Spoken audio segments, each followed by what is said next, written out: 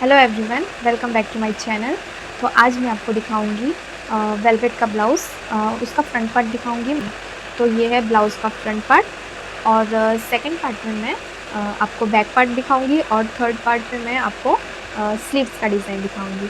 तो सबसे पहले मैं आपको फ्रंट पार्ट दिखाती हूँ कि मैंने ये फ्रंट पार्ट कैसे सिलाया है, इसका मेजरमेंट कैसे लेना है। तो सबसे पहले बता दूं कि ये प्रिंसेस कट है। आपको शायद से इसमें दिखना नहीं होगा जॉइंट, क्योंकि ये वेलवेट का है और कलर भी बहुत डार्क है, तो इसमें इतना दिखेगा नहीं। तो इसको आप लहंगे के साथ भी पहन सकते हो, साड़ी के साथ भी पहन सकते हो। उस हिसाब से मैंने ये ब्लाउज़ यहाँ पे फ्रंट में हुक नहीं रखा है। इसे मैं साइड से सिलाऊंगी, लेकिन पूरा ब्लाउज़ कंप्लीट होने के बाद ही ज़िप अटैचमेंट करूँगी। लेकिन भी मैं आपको सिर्फ प्रिंसेस कट का स्टिचिंग दिखाऊंगी। और ये जो मैंने पैटर्न बनाया है, ये आपको दिख रहा होगा, ये पैटर्न जो बनाया है, ये जो पैटर्न है ये मैंने कैसे बनाया है ये आपको मैं दिखाऊंगी। ये 34 साइज़ का ब्लाउज़ है। ये ब्लाउज़ विदाउट अस्तर बनेगा, वेलवेट का ब्लाउज़ है, तो इसमें अस्तर देने की कोई भी ज़रूरत नहीं है। वेलवेट का है और काफ़ी फिटिंग अच्छा भी बैठता है, तो विदाउट अस्तर आप ज़रूर सिला कर देखिए, आपको बहुत अच्छा फिटिंग बैठेगा। तो इसीलिए वेलवेट के अस्तर में विदाउट अस्तर बहुत अच्छा बैठता है, आपको अस्तर देने की कोई ज़रूरत नहीं है। लेकिन अगर आप पैडेड ब्लाउज़ पहनते हो तो फिर आपको अस्तर देना ही पड़ेगा। लेकिन ये मैंने विदाउट पैडेड सिलाया है, इसीलिए मैंने इसमें अस्तर नहीं डाला है और इसका फिटिंग भी बहुत अच्छा बैठता है। और ये डायरेक्ट ही फैब्रिक में कैसे कट करना है मैंने वो भी बताया है। डायरेक्ट फैब्रिक में प्रिंसेस कट करके मैंने आपको ये स्टिचिंग बताई है। कटिंग और स्टिचिंग दोनों है। ये जो पैटर्न है ये मैंने थ्रेड से किया है, तो ये आप वीडियो देखोगे तो आपको पता चलेगा कि मैंने इसमें कौन सा थ्रेड यूज़ किया है। गोल्डन थ्रेड है, ये हर थ्रेड के शॉप में मिल जाता है आसानी से, जहाँ पर आप लेस थ्रेड वगैरह लेते हो, अपने सिलाई का सब सामान लेते हो, वहाँ पे आपको आसानी से मिल जाएगा। तो प्लीज़ वीडियो को एंड तक ज़रूर देखना। अब मैं फैब्रिक पे कटिंग करूँगी, लेकिन सबसे पहले मैं जो बैक पार्ट का पोर्शन है उतना बचा कर रखूँगी, क्योंकि मैंने इसमें पहले एक ब्लाउज़ सिलाया था, तो जिस उसका फैब्रिक बचा है, तो उसमें मैं और एक ब्लाउज़ सिलाने वाली हूँ। तो सबसे पहले मैं बैक पार्ट के लिए कपड़ा बचा कर रखूँगी। यहाँ से मैंने फ़ोल्ड ले लिया है, जो चेस्ट के अकॉर्डिंग इसका बराबर हो जाएगा। अब मैं हाइट लूँगी, हाइट की मार्किंग से मैं एक 1.5 इंच एक्स्ट्रा रख रही हूँ। तो फिर जो ये राइट साइड में कपड़ा बचा है मेरा, यहाँ पर मैं फ्रंट पार्ट की कटिंग करूँगी। तो सबसे पहले इस तरह से कपड़े को फ़ोल्ड कर लूँगी और सबसे पहले मुझे चेस्ट की मार्किंग करनी है। सबसे पहले चेस्ट की मार्किंग ही करनी होती है, जो है 9.5 प्लस 2 इंच मैं ऐड करूँगी, क्योंकि ये प्रिंसेस कट है और डायरेक्ट फैब्रिक में कट करने वाली हूँ। तो प्लस 2 इंच मैंने ऐड कर लिया है, 11.5 इंच।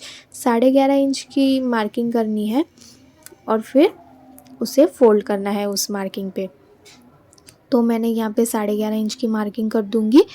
आप चाहो तो अगर आपका चेस्ट ज़्यादा है तो आप उस अकॉर्डिंग 2.5 इंच भी ले सकते हो, लेकिन मैंने यहाँ पे 2 इंच एक्स्ट्रा लिया है। तो इस तरह से मार्किंग करके फ़ोल्ड कर लेना है फिर से अच्छे से, और फिर यहाँ पे स्ट्रेट लाइन ड्रॉ कर लूँगी स्केल की मदद से, क्योंकि मतलब ऊपर नीचे जो कपड़ा रहता है वो साइड में चला जाएगा। तो इस तरह से स्ट्रेट लाइन ड्रॉ कर लेना है। उसके बाद उस स्ट्रेट लाइन से नीचे की तरफ मैं हाइट लूँगी। हाइट है मेरा 14 इंच, उसमें मैं 1.25 इंच ऐड करूँगी, 15.25 इंच का हाइट लूँगी। तो ये प्रिंसेस कट है। प्रिंसेस कट में यहाँ पे कमर पट्टी वगैरह नहीं रहती है, तो उस अकॉर्डिंग जॉइंट भी कम होते हैं, तो इसीलिए हाइट में कम ऐड करना पड़ता है। और फोर टक्स में हमें 1.5 इंच ऐड करना पड़ता है, पर प्रिंसेस कट में 1.25 इंच ही ऐड करना पड़ता है। तो इस तरह से यहाँ पे भी स्ट्रेट लाइन ड्रॉ कर लूँगी। अब मैं लूँगी शोल्डर। जैसा कि मैंने आपको बताया कि मैं बोट नेक सिलाने वाली हूँ बैक पार्ट पे, तो मैं उस अकॉर्डिंग शोल्डर भी बढ़ा लूँगी। जो आपका मेन शोल्डर होता है, आप शोल्डर अपना शोल्डर का मेजरमेंट लेकर देख सकते हो।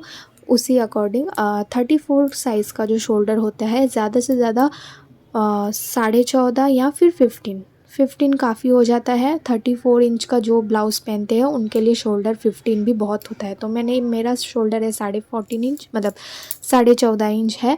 तो मैंने यहाँ पे 7.25 इंच का शोल्डर का मार्किंग लिया है और नीचे से भी 7.25 इंच का लिया है। तो इस तरह से जो बोट नेक का मैं शोल्डर लेती हूँ बड़ा, तो मैं इसका आर्म होल भी इस तरह से रखती हूँ। आर्म होल मैंने इस तरह से 2 रखा है, एक अंदर की तरफ, तो अंदर की तरफ वाला ही फ्रंट पार्ट का आर्म होल है। तो फिर अभी नेक लूँगी। नेक विड्थ भी मैं ज़्यादा लूँगी, जिस हिसाब से 2.5 इंच रहता है तो इस मैं 2 इंच एक्स्ट्रा बढ़ा दूँगी। नेक विड्थ भी मेरा लूँगी 4.5 इंच, 4.5 इंच का नेक विड्थ है। और नेक लूँगी जो फ्रंट नेक है 6.5 इंच का। इस तरह से मार्किंग करके यहाँ पर भी मैं लाइन ड्रॉ कर लूँगी रेक्टेंगल का। फिर अब बनाऊँगी मैं इसमें टक्स, जो प्रिंसेस कट का टक्स है। तो पॉइंट सबसे पहले लूँगी मैं 10 इंच का। तो 10 इंच का, ये ज़्यादातर 10 इंच के ही रहते हैं, ये भी मेजरमेंट के अकॉर्डिंग रहते हैं। तो यहाँ से मैंने गैप लिया है 4.5 इंच का। तो ये इस तरह से ये सेंटर बन गया है। यहाँ पे जो कप्स लगाते हैं उनके लिए भी सेंटर बनाना पड़ता है, वो सेंटर हो गया। तो इस तरह से मैंने टक्स बना लिया है। ये देखिए ये टक्स है। तो फिर अब मैं लूँगी गैप। टक्स कितने गैप का रहेगा, मैं 2 इंच का गैप रख रही हूँ। जो चेस्ट के अकॉर्डिंग ही रखना है ये। फिर 1.25 इंच का टक्स यहाँ पे, और फिर इसको इस तरह से राउंड शेप देकर मतलब मुझे जॉइन करना है। तो ये भी चेस्ट के अकॉर्डिंग ही बढ़ता है, कम होता है। जिसका कम रहता है 32 साइज़, उसका और आधा इंच कम हो जाता है, और जिसका ज़्यादा रहता है उसका और आधा इंच बढ़ जाता है। 36 वालों का और आधा इंच बढ़ जाता है। तो 34 साइज़ में 2 इंच का जो टक्स का गैप है वो बराबर बैठता है। अगर आपका चेस्ट ज़्यादा है तो उस अकॉर्डिंग ये अच्छे से फिटिंग आता है। तो यहाँ पे मैं वी शेप में लेने वाली हूँ फ्रंट पार्ट में नीचे से थोड़ा सा। तो ये फ्रंट में 1 इंच एक्स्ट्रा रखूँगी, इस तरह से वी शेप दूँगी। और ओपन वाले साइड मैंने 1/2 इंच ही रखा है, बट फ्रंट में जो मैं सामने है वहाँ पे 1 इंच एक्स्ट्रा रखूँगी। अब मैं नेक बनाऊँगी। तो नेक में भी मैं शेप देने वाली हूँ। सबसे पहले इस तरह से राउंड बना लूँगी, उसके बाद मैं नीचे की तरफ 1 इंच और एक्स्ट्रा रखूँगी और थोड़ा सा मैं वी शेप दूँगी। इससे मतलब जब आप पहनोगे तब आपको पता चलेगा, बहुत अच्छे से फिटिंग बैठता है, मतलब नेक भी बहुत अच्छा दिखता है। तो ये बन गया है। ये फ्रंट पार्ट पूरा मतलब मैंने बना लिया है। अब मैं इसकी कटिंग कर लूँगी। तो ये देखिए इस तरह से कटिंग कर लूँगी। और आर्म होल, यहाँ पे बैक पार्ट वगैरह कुछ नहीं है, मैं फ्रंट पार्ट की कटिंग कर रही हूँ। तो मैं फ्रंट पार्ट वाला ही आर्म होल डायरेक्ट कट कर लूँगी। इस तरह से कट करने के बाद ये देखिए अब नीचे से मैं ये ऐसे कट कर लूँगी। सबसे पहले पूरा फ्रंट पार्ट हमें ऐसे कट कर लेना है। ये देखिए इस तरह से कट करने के बाद अब सबसे पहले मैं शोल्डर का क्रॉस कट कर लेती हूँ, क्योंकि बोट नेक है। बोट नेक रहता है, अगर आपका कॉलर वाला नेक रहता है और बोट नेक, तो फिर आपको शोल्डर इस तरह से थोड़ा सा 1/2 इंच से थोड़ा सा कम इस तरह से क्रॉस रखना है। तो ये देखिए इस तरह से क्रॉस करके कट कर लिया है। अब मैं टक्स वाला कट करूँगी। तो ये पहले ये वाला टक्स कट करना है,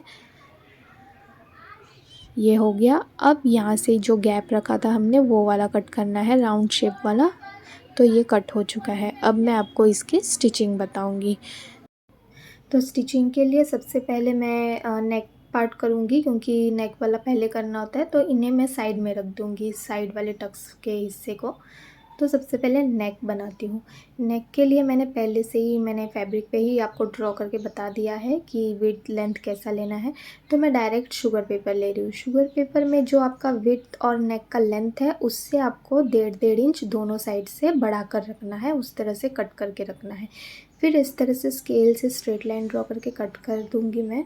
अब मैं क्या करूँगी, डायरेक्ट ही फैब्रिक को शुगर पेपर के ऊपर रखूँगी और इस तरह से पिन से अटैच कर लूँगी। बराबर से रखना है, ऊपर नीचे नहीं होना चाहिए। इस तरह से पिन से अटैच करके कटिंग कर लूँगी। आप ऐसे भी कर सकते हो, या फिर अगर आप नेक शुगर पेपर पे ड्रॉ करते हो तो शुगर पेपर ऊपर रखना होता है। लेकिन अगर आप डायरेक्ट नेक अपने फैब्रिक पे ड्रॉ करते हो, अस्तर पे ड्रॉ करते हो, तो फिर आपको शुगर पेपर ऐसे नीचे रख कर भी आप कट कर सकते हो, ऐसे भी हो सकता है। तो ये देखिए ये कट हो चुका है। अब मैं इसमें 1 इंच एक्स्ट्रा इस तरह से कट कर लूँगी। तो अब बारी है, मैं शुगर पेपर को फैब्रिक से जॉइन करूँगी। क्योंकि ये विदाउट अस्तर है तो मैं सिर्फ शुगर पेपर को नहीं लगा सकती, उसके लिए मुझे फैब्रिक में जॉइन करना पड़ेगा शुगर पेपर को। तो मैं इस तरह से स्टिचिंग करके ही जॉइन करती हूँ। अगर आप चाहो तो आप आयरन से भी इसे चिपका सकते हो, क्योंकि शुगर पेपर आयरन से अगर प्रेस करोगे तो भी कपड़े पे चिपक जाता है। तो इस तरह से मैं स्टिचिंग करके ही करती हूँ। ये देखिए ये हो चुका है। अब मैं क्या करूँगी, इस पे नेक को जॉइन करूँगी।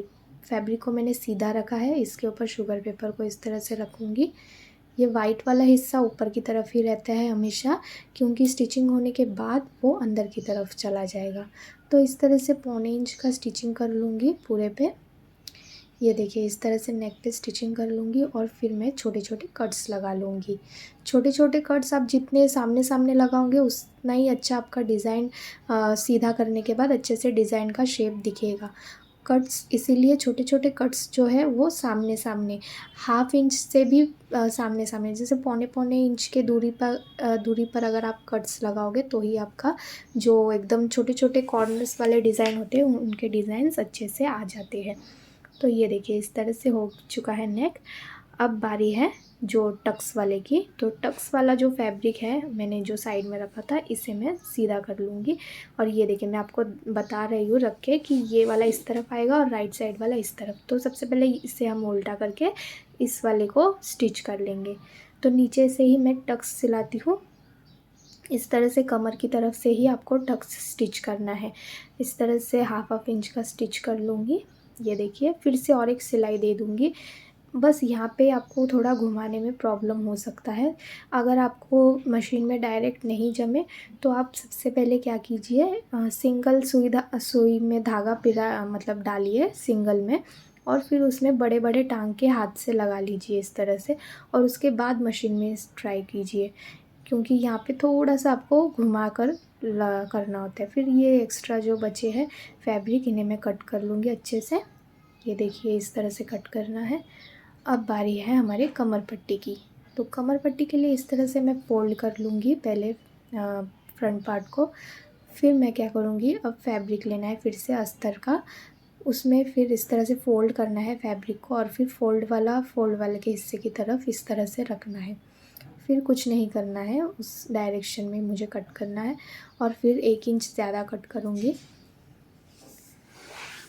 ये देखिए इस तरह से। अब मैं इसे जॉइन करूँगी। मैं इसे सेंटर से इसलिए जॉइन करूँगी क्योंकि इसमें भी वी शेप है। अगर मैं डायरेक्ट ऊपर की तरफ से जॉइन करती हूँ तो शायद कॉर्नर ऊपर नीचे हो जाए, इसलिए मैं सेंटर से ही स्टिच कर लूँगी, एक बार यहाँ से और एक बार वहाँ से। तो ये देखिए इस तरह से इसमें भी छोटे छोटे कट्स लगा लूँगी और इसे भी फ़ोल्ड कर लूँगी। फ़ोल्ड करने से पहले थोड़ा सा जो पट्टी मैंने कट किया था पट्टी को भी थोड़ा सा फ़ोल्ड करके स्टिच कर लूँगी। तो इससे जो धागे हैं एक्स्ट्रा वो नहीं निकलेंगे। उसके बाद मैं इसे फ़ोल्ड करके सीधा करके स्टिच कर लूँगी। तो स्टिच कर लिया है मैंने यहाँ पे। अब बारी है लेस लगाने की। तो अभी ब्लाउज़ बहुत खाली खाली लग रहा है तो मैं इसमें लेस लगाने वाली हूँ। अब मैं इसमें ये लेस लगाने वाली हूँ। ये लेस मेरे पास पड़ा हुआ था तो जितना बचा था उतना ही मैंने लगा दिया है, क्योंकि मेरा ही ब्लाउज़ है। तो ये देखिए इस तरह से लेस लगा लेना है। अगर चौड़ा लेस है तो दोनों तरफ से स्टिच करना है। फिर मैं इसमें इस तरह से गोल्डन थ्रेड लगाऊंगी। तो ये गोल्डन थ्रेड है, ये आपको किसी भी शॉप में मिल जाएगी आसानी से, मतलब जो थ्रेड का शॉप होता है जहाँ से आप लेस वगैरह सब सिलाई का सामान खरीदो वहाँ पे मिल जाएगी। तो इसे मुझे रिंग में डालना है, जो हमारा थ्रेड का रिंग होता है उसके अंदर इस तरह से हाथ से ही डालना होगा धीरे धीरे, ज़्यादा टाइट में नहीं लगाना है। और फिर हमें बॉबिन रिंग में डाल देना है। तो ये बॉबिन में डाल दूँगी मैं। ये देखिए इस तरह से धागे को मैंने निकाल लिया है और नीचे बॉबिन रिंग में मैं इसे डाल दूँगी। तो इस तरह से लगाने के बाद इसे फिर से नीचे लगा देना है मशीन पे और फिर इस तरह से ऊपर कर लेना है। ये देखिए ये ऊपर कर लिया है मैंने। अब कुछ नहीं करना है, आपको ब्लाउज़ को उल्टा करना है।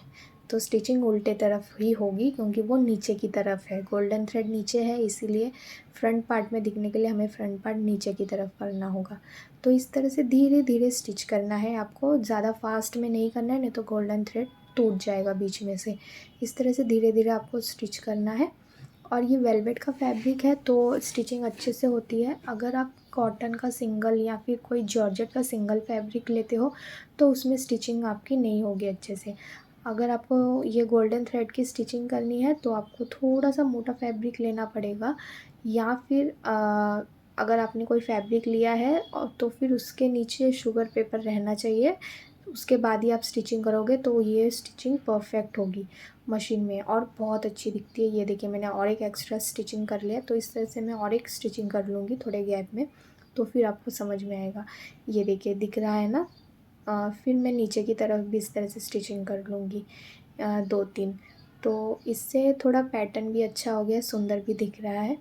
तो ये देखिए ज़्यादा कुछ नहीं है, बस स्टिचिंग किया और ये देखिए कितना सुंदर दिख रहा है। अब नेक्स्ट मैं आपको बैक पार्ट का डिज़ाइन दिखाऊंगी, उसके लिए नेक्स्ट वीडियो आएगा पार्ट 2। तो तब तक के लिए आप इसे लाइक और शेयर भी ज़रूर करना, और चैनल को अगर अब तक सब्सक्राइब नहीं किया है तो प्लीज़ मेरे चैनल को सब्सक्राइब कर दीजिए।